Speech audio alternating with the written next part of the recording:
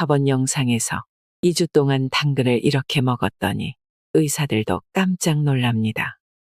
2주 동안 사과와 양배추만 먹었더니 의사들도 깜짝 놀랍니다. 2주 동안 상추를 매일 먹었더니 의사들도 깜짝 놀랍니다. 라는 주제로 조승우 한약사의 완전 배출을 소개해 드렸는데요. 오늘은 지난 영상에 이어서 완전 배출 도서의 핵심 내용을 더 들려드리도록 하겠습니다. 현재 조승우 한약사의 채소 과일식 관련 영상이 큰 인기를 얻고 있고 완전 배출 도서가 건강 분야 베스트셀러로 굳건히 자리 잡고 있는 것은 그만한 이유가 있지 않을까요?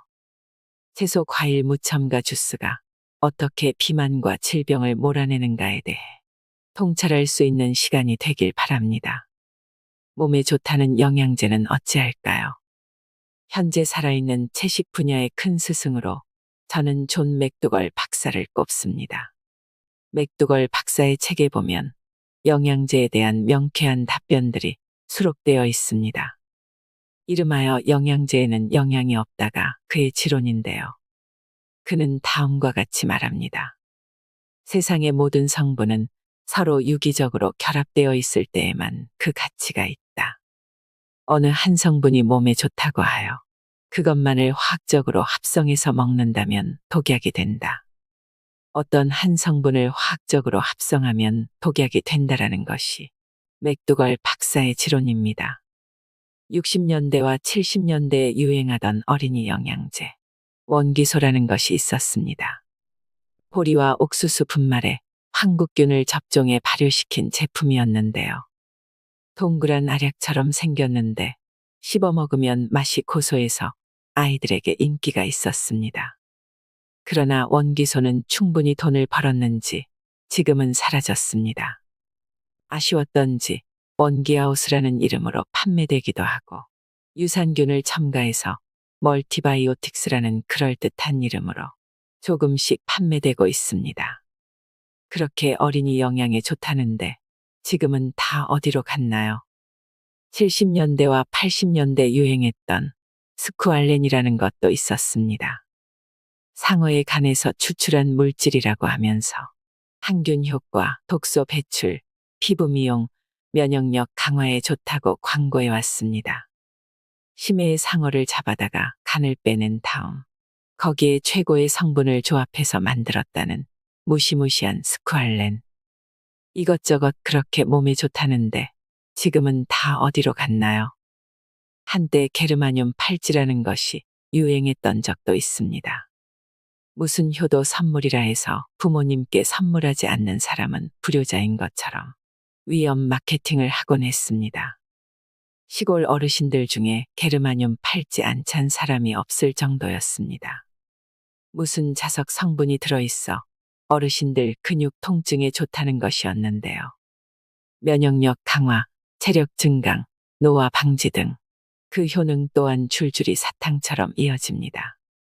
그렇게 어르신 몸에 좋다는데 지금은 다 어디로 갔나요? 요즘은 많이 없어졌지만 옛날 시골 오일장에 가면 약장수들이 있었습니다. 이분들이 잘 쓰는 말이 있습니다. 이거 한 알만 잡숴봐. 여자들은 피부 미용에 좋고 남자들은 정력에 끝내줘. 이 반말투의 거만한 약장수들은 여자의 피부와 남자의 정력에 호소합니다. 더 나아가 오줌발이 세지고 당뇨에 좋고 혈압에 좋고 기력 회복에도 좋고 만성질환에 좋고 끝이 없습니다. 그 약장수에게 무좀에도 좋나요라고 물으면 100이면 100. 내가 그 말을 빠뜨렸네. 무좀에도 특효약이지라고 할 것입니다. 그렇게 몸에 좋다는데 지금은 다 어디로 갔나요? 지금은 또 콜라겐이니 산양유니 TV만 틀면 홈쇼핑에서 끝도 없이 이어집니다. 이제는 공중파에서 PPL이라는 이름으로 간접 광고를 할 정도입니다.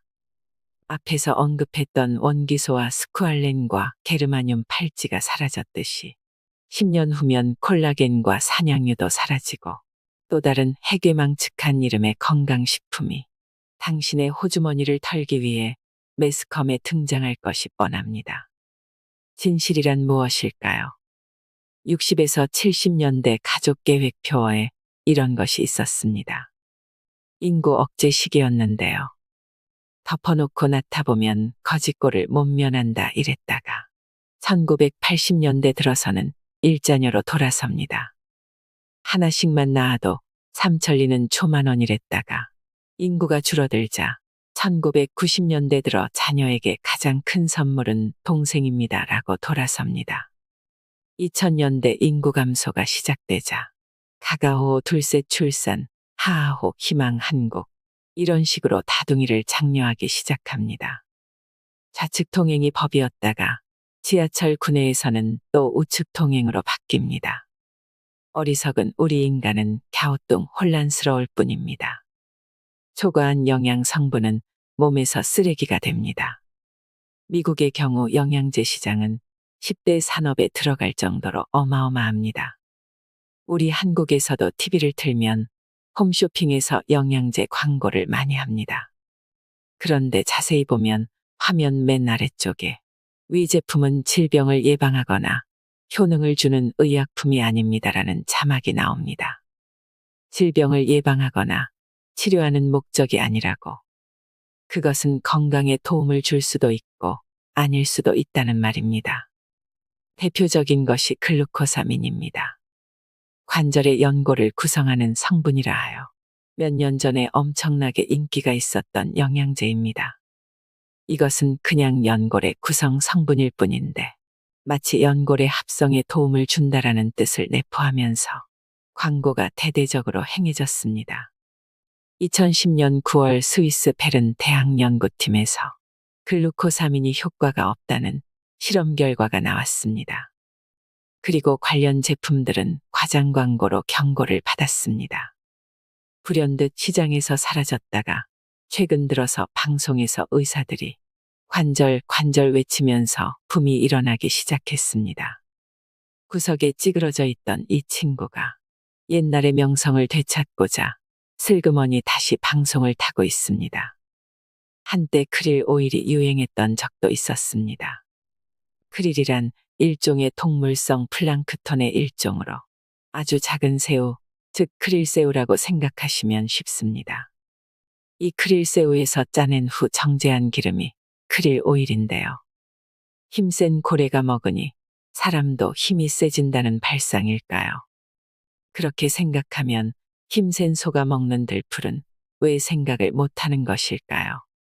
그렇게 생각하면 엄청난 힘을 가진 하마가 먹는 늪지대의 풀은 왜 생각하지 못하는 것일까요?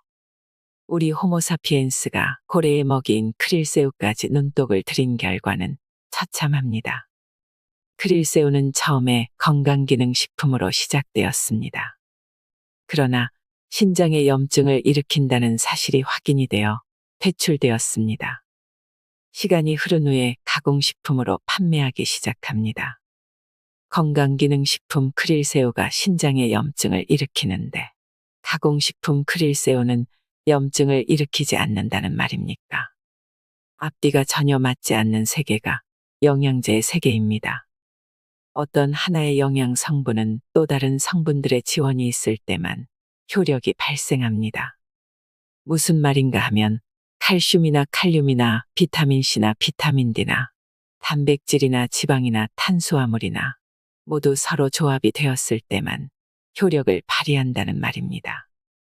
어떤 한 성분을 화학적으로 합성하면 독약이 된다라는 맥두걸 박사의 명제를 생각하면 아르키메데스가 목욕탕에서 부력의 원리를 발견하고 유레카를 외친 것처럼 고민이 해결되리라 확신합니다. 인간의 몸에는 소위 최소의 법칙이라는 것이 존재합니다. 어떤 성분, 단백질, 비타민, 미네랄 등이 충분히 흡수되면 나머지 것들을 배출시키려 노력한다는 법칙입니다. 자동차에 기름을 넣어 보십시오.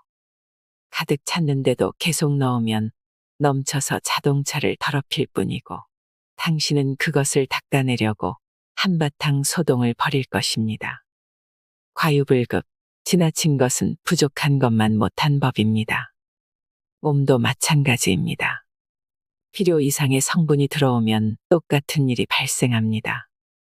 다시 말해 초과한 것들은 몸에 해로운 쓰레기가 된다는 말입니다.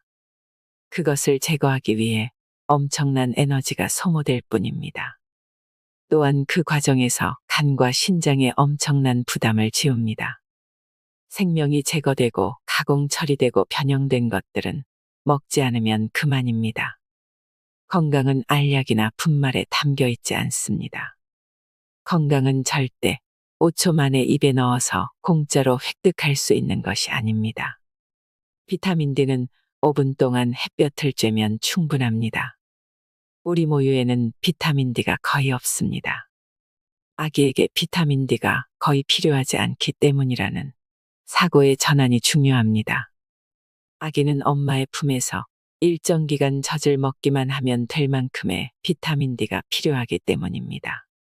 일부 의사들이 모유를 먹는 아기들에게 비타민 D 보충제를 먹이길 권하는데요. 이것은 거의 폭력에 가깝습니다. 갓난아기에게는 그만큼의 비타민 D만 필요하기 때문에 모유에 그 성분이 적은 것입니다. 비타민 D는 햇볕을 하루에 5분만 쬐어도 저절로 합성됩니다. 1살, 2살이 되면 그만큼의 비타민 D가 더 필요한데요. 조금 자라 햇볕을 쬐면서 아장아장 걸을 때 저절로 합성됩니다. 빈틈을 파고드는 영양제 회사에 처절한 노력이 안쓰럽습니다. 이 제품은 질병을 예방해주는 약이 아니다라고 스스로 고백하는 문구가 있음에도 불구하고 사람들은 건강해지려고 먹는다.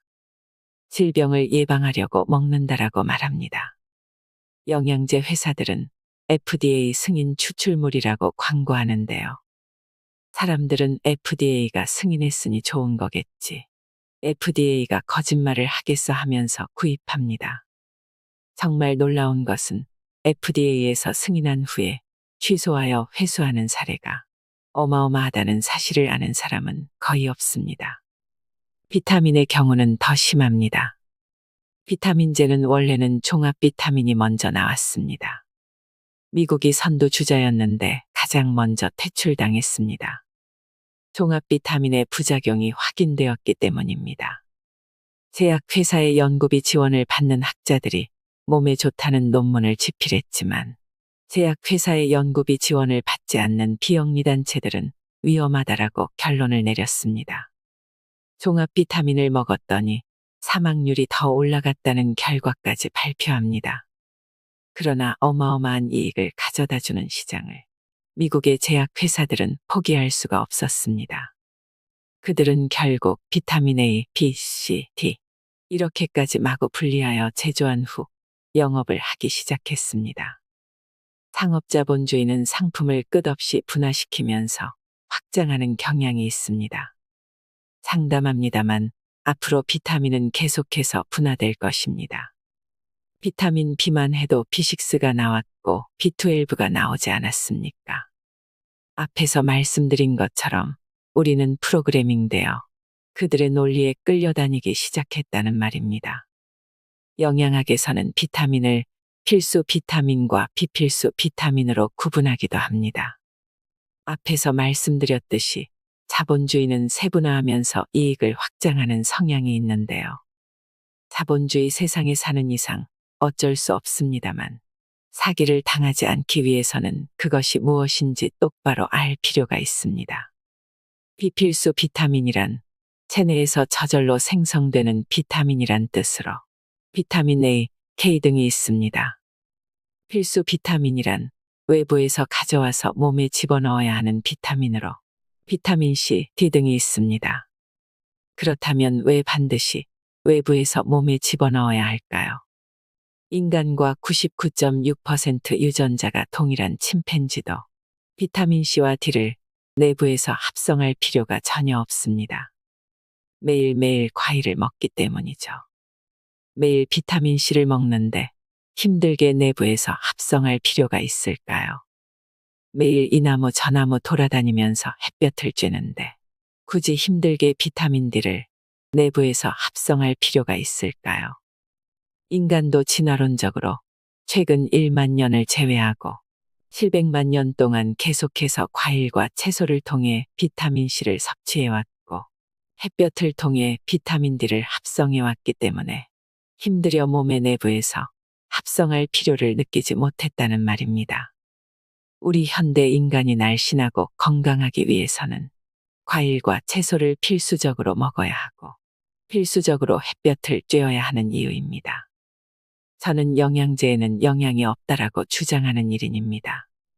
비타민C와 비타민 D는 영양제 말고 과일과 채소와 햇볕으로 흡수하시기 바랍니다. 앞에서도 말씀드렸듯이 미국 뉴스의 암센터들은 이제 영양제 대신 무첨가 주스, 특히 당근 주스, 레몬즙 등을 처방하기 시작했습니다. 자연으로 돌아가야 암도 치유되고 질병도 낫는다는 각성이 생기기 시작했습니다. 비타민C가 부족하다면 당근 주스나 레몬즙을 마시면 그만입니다. 그것도 힘들다면 당근을 씻어 먹어도 좋고 레몬의 껍질을 벗겨 먹어도 좋습니다. 비타민 D가 부족하다면 밖에 나가 5에서 10분 햇볕을 쬐면 그만입니다. 우리 인간은 그렇게 비타민을 섭취해서 진화해온 놀라운 동물입니다. 비타민이라는 개념을 아예 머릿속에서 지워버리는 것이 차라리 건강에 좋을 것이라고 제가 주장하는 이유입니다. 미국의 6개 의학단체에서 오메가3 복용 금지를 명령했다는 사실을 당신은 아십니까? 제가 실제 경험한 이야기를 해보겠습니다. 저뿐만 아니라 당신도 흔하게 이런 상황을 마주쳐 보았을 것입니다. 흰 가운의 전문가들이 방송에 나와 베타카로틴 중요성에 대해 강조합니다. 잠시 후 바퀴 달린 탁자가 그 전문가와 사회자 쪽으로 옮겨옵니다. 탁자 위에는 금속성 뚜껑을 씌운 접시가 놓여 있습니다. 베타카로틴 등의 항산화 성분과 함께 비타민이 듬뿍 든 음식인데 무엇인지 맞춰보라고 합니다. 모두가 고개를 갸우뚱거릴 때 사회자가 뚜껑을 열자 접시 위에 보랏빛이 도는 가지 몇 개가 나타납니다. 우리가 흔히 먹을 수 있는 베타카로틴의 포고라고 말합니다. 교통비 몇 푼을 받고 청중석에 앉아있는 아주머니들이 감탄사를 연발합니다. 저는 이 장면을 보고 아연실색했습니다. 가지에는 물론 항산화 성분인 베타카로틴과 각종 비타민이 풍부합니다. 그러나 모든 비타민과 유기미네랄은 약섭시 70도 정도에서 거의 모두 사망합니다. 가지를 생으로 먹을 수 있는 사람은 거의 없습니다. 그러니까 가지를 데쳐서 요리해 먹으면 비타민이 제로가 된다는 말입니다. 저는 리모컨을 가져와 채널을 돌렸습니다. 그런데 바로 옆 홈쇼핑 채널에서 베타카로틴 영양제 광고를 하고 있습니다. 이렇게 공중파와 홈쇼핑이 서로 협업해서 영양제 판매 사업을 하는 것은 이제 놀랄 일도 아닙니다. 그런데 제가 어이없는 이유는 그 흰 가운의 전문가들이나 방송국에서도 열을 가하면 모든 비타민과 유기미네랄이 거의 죽는다라는 사실에 대해 모르고 있다는 것입니다. 베타카로틴 영양제 또한 열로 가공해서 만들기 때문에 영양이 제로라는 사실에 대해 전혀 인식하지 못하고 있다는 사실입니다. 채소만 먹으면 오메가3가 부족하니 등푸른 생선을 먹으라고 합니다. 일주일에 3마리 이상 먹지 못하면 알약으로 보충해야 한다고 말합니다. 그렇게 하지 않으면 큰일이 날 듯 위협합니다. 저도 사업을 해봤습니다만 참 기발하다라는 생각을 했습니다. 일주일에 생선을 3마리 이상 먹는 사람이 얼마나 되겠습니까? 그들의 논리가 맞는다면 바닷가에 사는 사람 외에 우리 인간은 모두 오메가3 결핍으로 사망을 했어야 하지 않았겠습니까? 근데 인류는 역사상 한 차례도 비타민이나 오메가3 결핍으로 질병이 발생하거나 사망한 사례가 없었습니다. 지금은 사람들이 식물성이 안전하다라고 생각이 바뀌니까 생선도 좋지만 식물성 오메가3가 더 좋다라고 광고를 하기 시작합니다. 그들의 노력이 참으로 안쓰럽습니다. 오메가3 영양제는 몸에 나쁜 콜레스테롤과 중성 지방을 없애주고 혈액 순환을 개선해주는 것으로 알려져 있습니다. 홈쇼핑에서는 오늘도 분자 구조가 어떻고 EPA가 어떻고 DHA가 어떻고 알 수 없는 용어로 어리석은 우리 인간을 혼란에 빠뜨리고 있습니다. 저는 영양제에는 영양이 없다고 주장하는 일인인데요. 제가 그런 말을 하면 여기저기서 각종 비난이 쏟아집니다. 심지어 채소과일식을 매일 실천하시는 분들도 오메가3는 먹어야겠지요라고 제게 묻습니다. 집집마다 영양제 한 박스 정도 없는 집이 없습니다. 앞에서도 말씀드렸습니다만 영양제 시장은 미국 10대 산업 중에 하나입니다. 단언하기는 힘듭니다만 대한민국도 곧 미국처럼 영양제가 거대 산업이 될 것입니다. 그만큼 사기를 당하는 사람들이 많다는 말인데요. 한번 사기를 당하는 사람이 계속 사기를 당하기 마련입니다. 그런데 최근 미국 심장학회 저널에서 2023년 만성 관상동맥 질환 환자 관리를 위한 보고서를 공개했습니다. 한마디로 말하면 미국 의학계에서 공식적으로 오메가3를 절대 먹지 말라는 공식 보고서를 발표한 셈입니다. 미국 심장협회와 미국 심장학회 등 6개 단체에서 공동으로 연구에 참여해 발표한 것입니다. 주목할 만한 것은 오메가3의 효과에 대해 심혈관 질환 예방에 건강학적 이점이 전혀 없다는 점을 분명히 밝혔다는 사실입니다. 이점이 없으니 당장 그만두라며 사용 중단을 권고했습니다. 이 단체들은 혈액순환을 위해 오메가3 영양제의 사용을 금지하고 살 빼는 약을 조심하고 진통제를 조심하라고 못을 박았습니다. 심혈관 질환을 예방하거나 완화하는데 생선기름과 오메가3 지방산 또는 비타민을 포함한 비처방적 식이보충제, 건강기능식품 사용이 별 도움이 되지 않는다면서 관상동맥 질환자들에게 어떤 건강보조제도 심혈관계 위험을 줄이는데 이롭지 않으므로 사용하지 말 것을 권고했습니다. 저도 관상동맥 질환을 겪어본 일인으로서 이 단체들의 양심 선언이 반갑지 않을 수가 없습니다. 그것뿐만이 아닙니다. 이 보고서에서는 비타민 D 보충제는 효과가 없고 칼슘 보충제는 오히려 심장질환에 더 위험하다며 아래와 같이 발표했습니다. 한마디로 오메가3도 필요 없고 비타민 D나 칼슘 보충제나 다 필요 없다는 말입니다. 필요 없는 것이 아니라 위험하니 당장 영양제 먹는 행위를 멈추라는 말입니다. 당신은 대한민국의 홈쇼핑을 믿으시겠습니까? 미국의 대표적인 6개 의학단체가 오랜 시간에 걸쳐 제약회사의 연구비 지원을 받지 않고 자체적으로 결론을 내린 양심적인 연구 결과를 믿으시겠습니까? 당신의 선택에 달려 있습니다. 물론 시간이 지나면 판매자들은 어떠한 이유를 만들어서라도 괜찮으니 계속 드시라고 할 것입니다. 부작용은 절대 말해주지 않은 채 제품과 상관없는 각종 정보들만 강조하며 판매를 이어갈 것입니다. 제가 당신에게 사기를 당하지 마시라고 계속해서 주의를 주는 이유입니다. 오메가3를 드시려면 차라리 들기름을 드시라고 저는 권장합니다. 참기름에는 오메가3가 1% 정도, 들기름에는 60% 정도입니다. 그러나 뚜껑을 여는 순간 산패되니 가능하면 3, 4주 이내에 모두 드실 것을 부탁드립니다.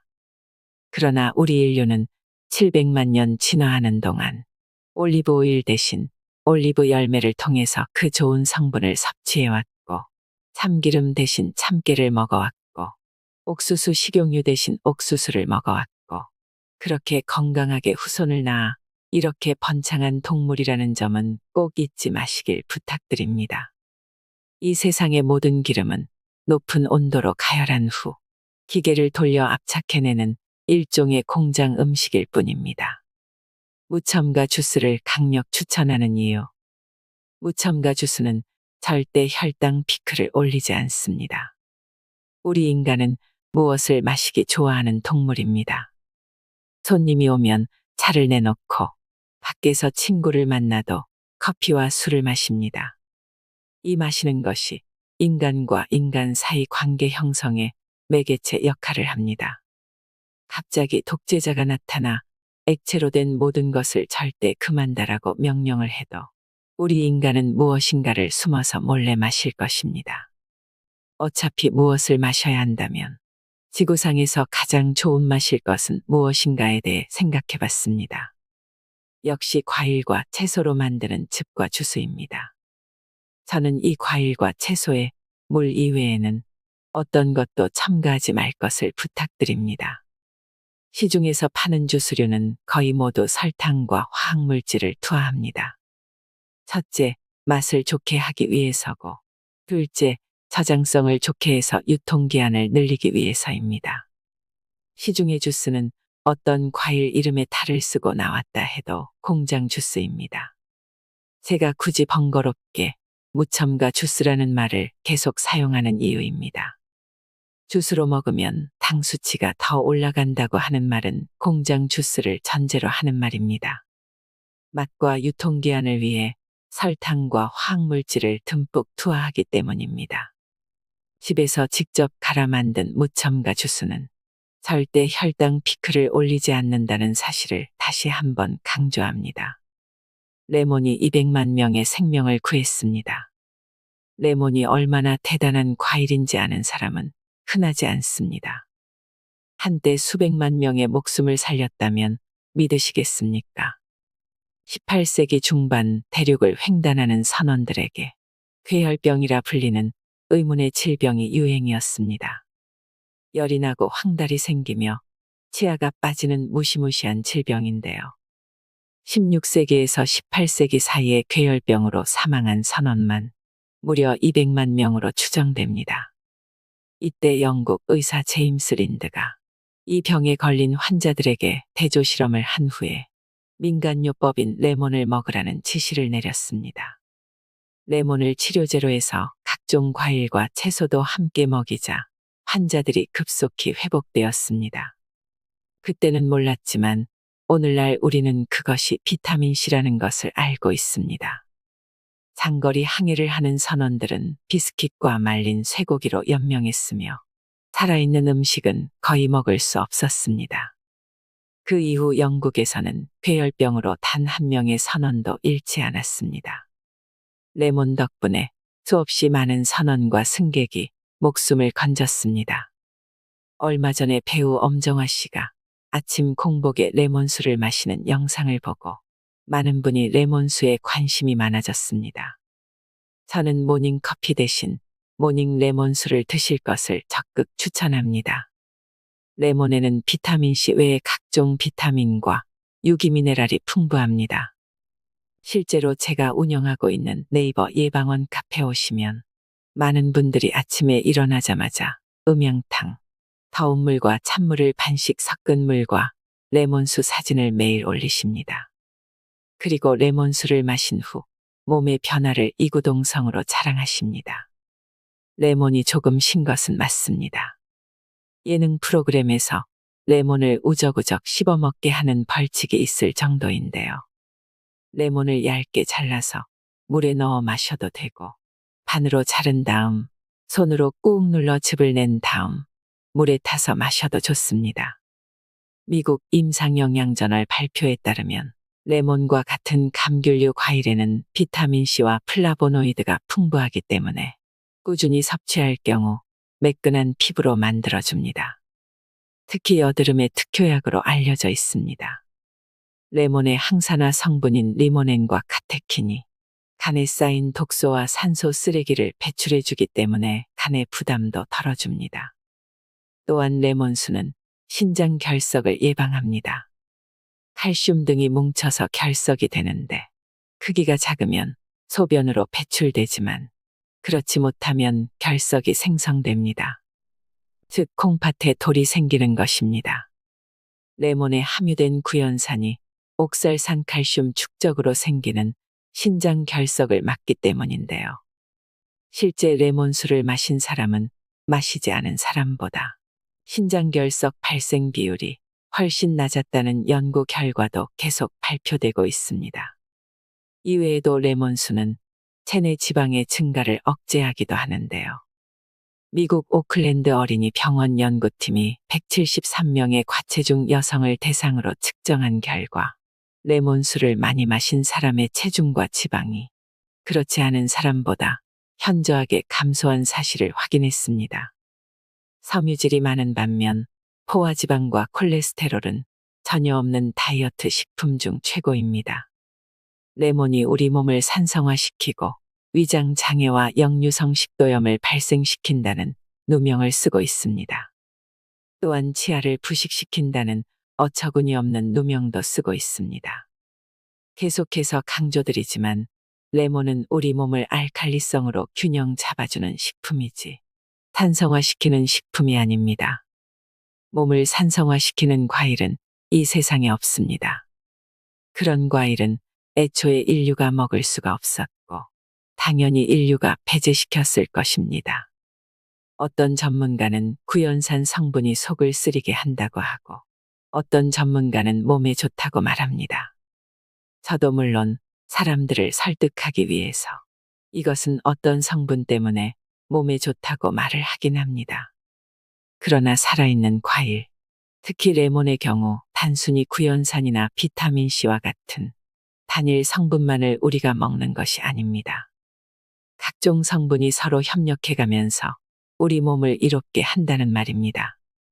이 과일은 성분이 어떻고 저 채소는 성분이 어떻고 논쟁하는 사이 뼈를 녹인다는 탄산음료가 아무런 죄책감 없이 끼어들어 난장판을 만들어 놓았습니다. 완전 식품인 레몬을 먹으면 치아가 부식된다면서 콜라는 얼렁뚱땅 먹게 만드는 부모들이 부지기수입니다. 모닝커피 대신 모닝 레몬수로 시작하십시오. 레몬수를 만드는 방법은 아주 간단합니다. 일단은 껍질을 잘 씻으신 다음 얇게 잘라서 그냥 바로 물에 타서 드시면 됩니다. 그러면 물의 양과 레몬의 비율을 어떻게 맞춰야 하나 궁금하실 텐데요. 물 500ml 한 컵에 레몬 반쪽이 가장 적당합니다. 일반 크기의 레몬 한 알에 1리터 비율이 적당한데 드셔보시고 레몬의 양을 늘리거나 물의 양을 줄이거나 하시면 됩니다. 레몬수가 좋다고 해서 하루에 2리터 이상 강박적으로 드시면 위에 탈이 날 수 있으니 오전에 한 컵, 오후에 한 컵 이런 식으로 조절하시면 됩니다. 몸에 좋다는 레몬수도 몸이 적응해 나가는 시간이 반드시 필요하다는 사실을 꼭 기억하시기 바랍니다. 레몬 역시 사과나 토마토나 키위처럼 과육보다 껍질에 영양소가 풍부한 것이 사실입니다. 레몬을 껍질째 갈아 드시는 분도 있고 통째로 우적우적 씹어 드시는 분도 있는데 이렇게 하면 맛이 없어 다음날 바로 포기하게 됩니다. 그렇게 레몬이 싫어지면 레몬수도 포기하게 되는 경우가 생깁니다. 방법적인 것에 지나치게 집착하면 원칙까지 포기하는 어리석음을 범하기 쉽습니다.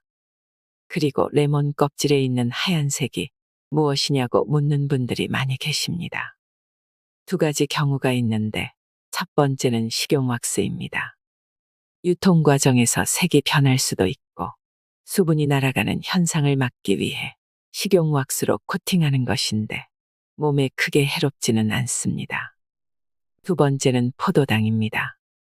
귤이나 오렌지 같은 경우도 과육의 당분이 밖으로 빠져나와 마르는 과정에서 생기는 것인데요.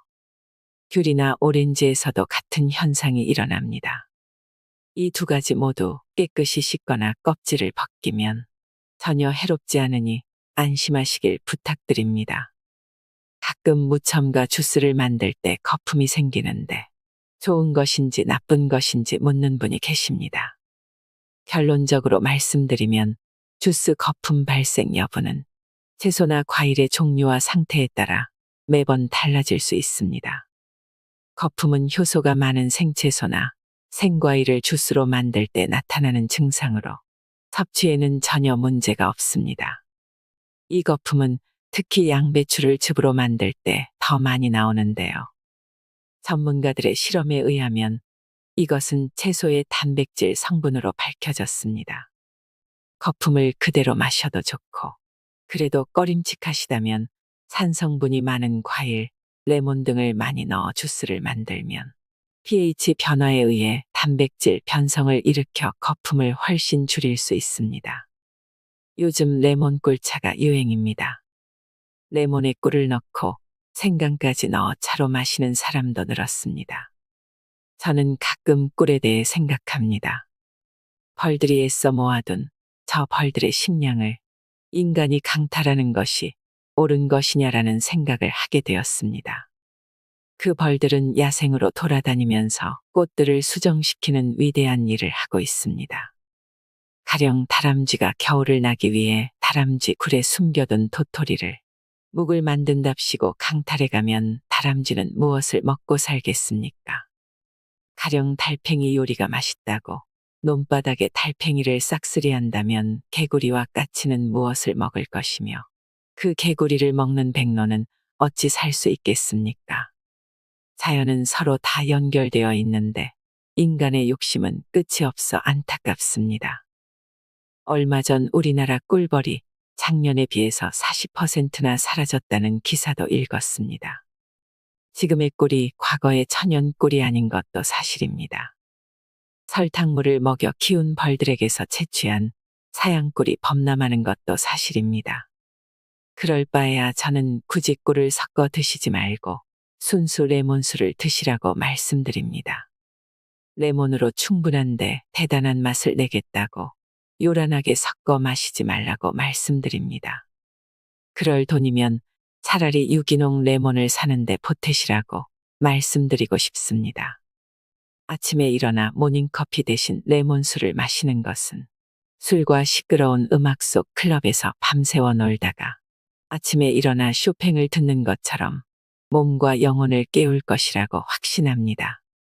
무첨가 주스 최고의 조합, 가 착즙 주스를 소개합니다. 음식에도 궁합이 있습니다.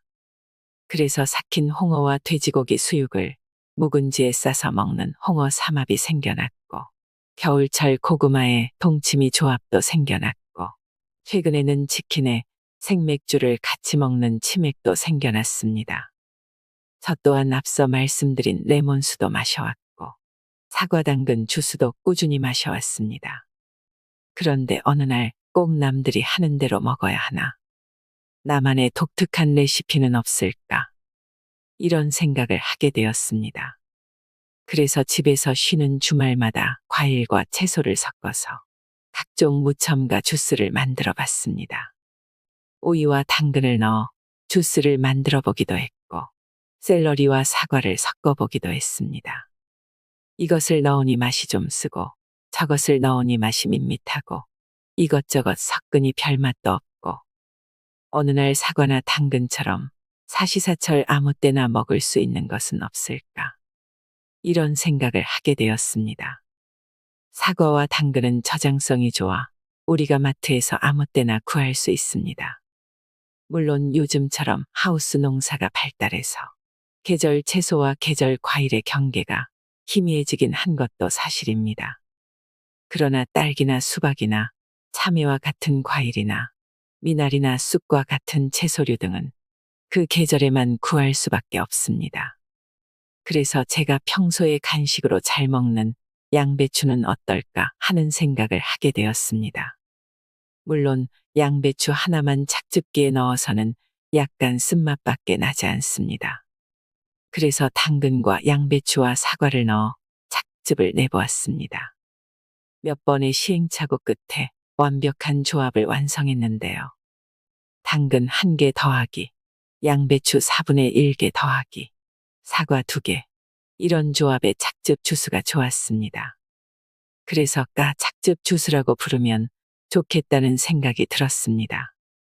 제가 운영하는 예방원 카페 회원들에게도 권해보았는데요. 만들어 마셔본 후 한결같이 브라보라며 환영해 주셨습니다. 가능하면 당근, 양배추, 사과 순으로 착즙해 주시면 됩니다. ABC 주스가 있습니다. 애플, 비트, 캐럿의 첫 글자를 따서 만든 것이 ABC 주스입니다. 그래서 저는 제가 조합한 주스를 CCA 까주스라 부르기로 했습니다. 캐럿, 캐비지, 애플의 첫 글자를 딴 주스입니다. 저는 개인적으로 모든 음식 중에서 그것이 살아있는 것이면 무조건 환영입니다. 레몬수도 환영하고 사과 당근 주스도 환영하고 ABC 주스도 환영합니다. 그러나 제가 착즙 주스를 주장하는 이유는 맛도 훌륭하지만 아침 식사로 전혀 부족함이 없는 속이 든든함 때문입니다. 저도 몇 달째 착즙 주스를 아침마다 먹고 있는데요. 점심때가 언제 왔는지 모를 정도로 속이 든든합니다. 특히 아침에 밥을 먹지 않으면 안 된다고 주장하는 남편에게 꼭 드시게 해보십시오. 다음 날부터 배고프다는 소리가 안 나오리라 장담합니다. 매일 아침 까먹지 마시고 까주스, 착즙 주스를 드시기 바랍니다.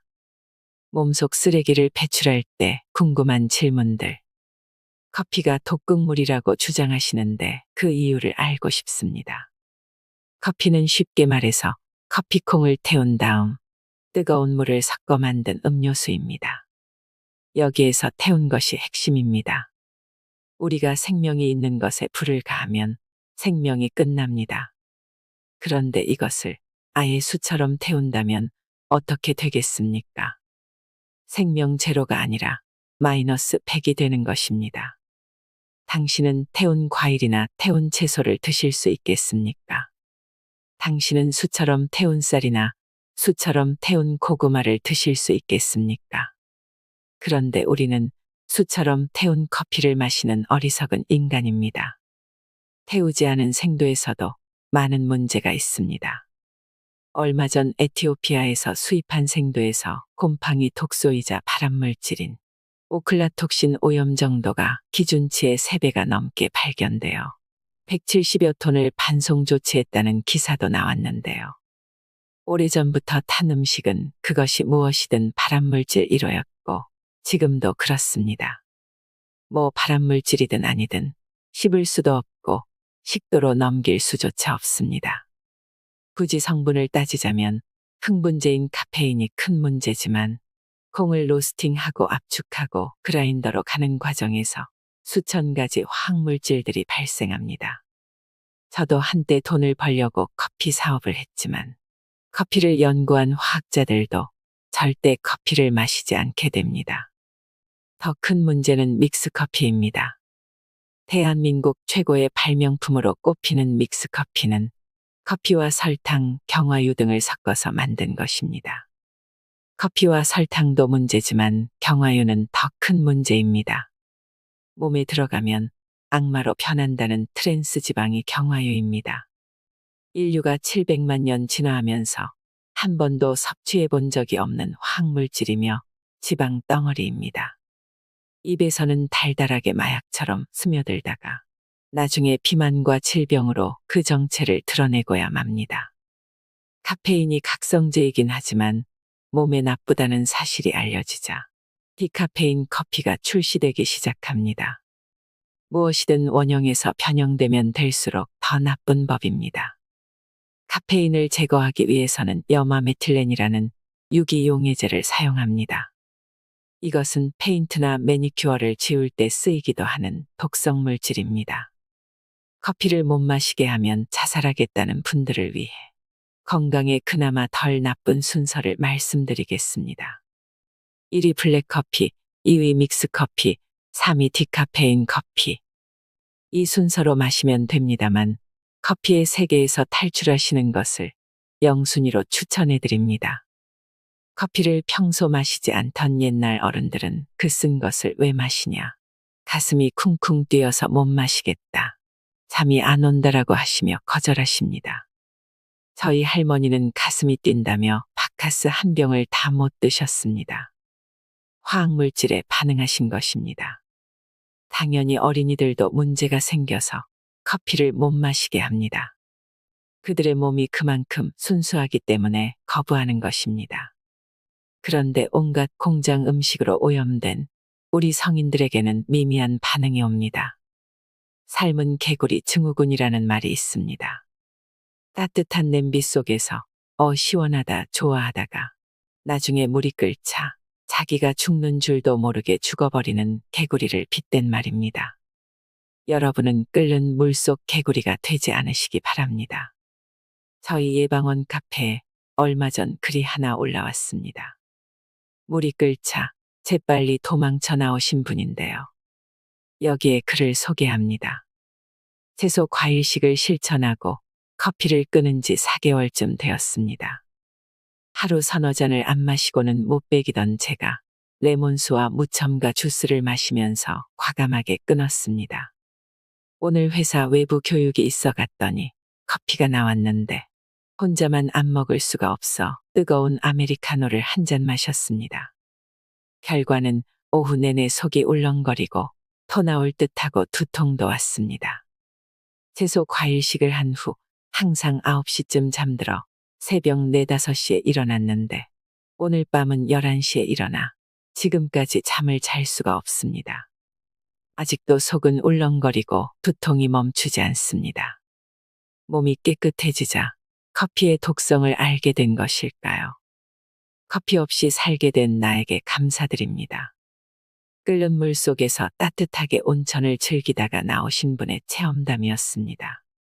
자, 당신은 저 냄비에서 나오시겠습니까? 계속 즐기시겠습니까? 당신이 선택하실 차례입니다. 채소에 칼륨이 많아서 신장이 나쁜 사람은 피하라는데 사실인가요? 앞에서도 말씀드렸듯이 어떤 한 가지 성분만 가지고 음식을 평가하는 것은 잘못된 일입니다. 저는 계속해서 산 음식을 먹으면 비만과 질병이 사라진다라는 메시지를 전달하고 있습니다. 채소와 과일에 많이 들어있는 칼륨은 우리 몸에 꼭 필요한 성분이지만 과하면 심각한 문제를 일으킬 수 있는 것도 사실입니다. 칼륨이 높은 상태를 고칼륨 혈증이라고 부릅니다.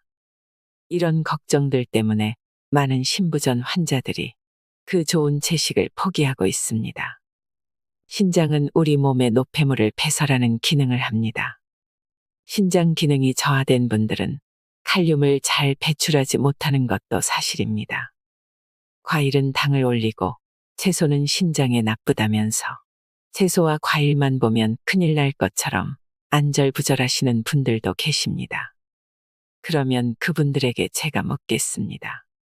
모든 병은 혈관병이라는 사실에 동의하십니까? 그분들은 내라고 끄덕이십니다. 그러면 제가 다시 묻겠습니다. 혈관에 낀 기름때를 벗겨내고 혈관의 노폐물을 청소해서 밖으로 배출하는 음식이 과일과 채소라는데 동의하십니까? 이 책을 거의 끝까지 읽으신 당신은 내라고 고개를 끄덕이십니다. 당신이 칼륨 성분 하나만 농축해서 만든 영양제를 먹는다면 신장에 큰 문제를 일으킬 수 있습니다. 그러나 과일과 채소에는 칼륨 한 성분만 있는 것이 아닙니다. 수많은 유기미네랄과 비타민이 서로 협력해서 노폐물을 제거합니다. 우리나라 70세 이상 노인들의 사망 원인 1위는 폐렴인데요. 이것이 무슨 말이냐 하면 숨을 못 쉬어서 죽는다입니다. 그래서 각종 범죄에서 뚜렷한 사망 원인을 모를 경우 폐질환이라고 판명하는 이유입니다. 그럼 신부전증이란 신장의 기능 저하로 인해 질소와 암물을 포함한 노폐물이 신장으로 배출되지 못하고 체내에 저류되는 상태를 말합니다. 결국 혈관 흐름의 문제입니다. 그래서 병원에서도 신부전증 환자의 사망 원인을 심장을 비롯한 심혈관계 문제로 결론을 내리는 것입니다. 칼륨이 신장 활동에 방해된다고 해서 그것을 예방하는 음식을 먹지 말라는 것은 감기에 걸릴 확률이 1%이니 절대로 등산을 하지 말라는 말과 무엇이 다르겠습니까? 숫자와 증거를 좋아하시는 당신을 위해서 일본 니가타 대학병원의 연구 결과를 말씀드리겠습니다. 20세 이상 성인 2천여 명을 대상으로 횟수로 무려 10년 동안 연구한 결과인데요. 환자의 절반은 신부전증이 없는 환자였고 나머지 절반은 신부전증이 있는 환자였습니다. 10년이라는 기간 동안 모든 환자를 관찰한 결과 신부전증이 있든지 없든지 채소와 과일을 매일 먹는 사람의 사망률이 가장 낮은 결과를 보였습니다. 특히 채소와 과일을 가끔 먹는 사람들의 경우 채소와 과일을 매일 먹는 사람보다 사망률이 무려 26%나 높았습니다. 채소와 과일을 아예 먹지 않은 사람의 경우에는 어땠을까요? 사망률이 무려 60%나 높았습니다. 이것은 아주 충격적인 결과가 아닐 수 없습니다. 칼륨 때문에 채소와 과일을 못 드시겠다면 제약회사와 식품회사의 연구비를 받지 않고 순수하게 자체 연구한 니가타 대학의 연구 결과를 믿지 않으시면 됩니다. 칼륨 때문에 채소와 과일을 못 드시겠다면 무려 10년 동안 2천여 명을 대상으로 남모르게 고생하신 니카다 대학병원의 수고로움을 무시하셔도 됩니다. 이것 또한 당신이 선택하실 일입니다. 여러분, 가장 좋은 아침 식사는 아침 공기와 긴 산책이라는 말을 들어보셨나요? 여기다가 조승우 한약사님이 말씀하신 채소과일식을 곁들이신다면 나이 들어서 아프지 않고 건강하게 오래 살 수 있을 거라 생각합니다. 뭐니 뭐니 해도 건강이 최고입니다. 오늘 영상이 도움이 되셨다면 구독, 좋아요, 알림 설정 부탁드립니다. 여러분 항상 건강하시길 바랍니다. 이상으로 인생의 품격이었습니다. 하루하루 당신의 품격이 더 빛나길 바랍니다.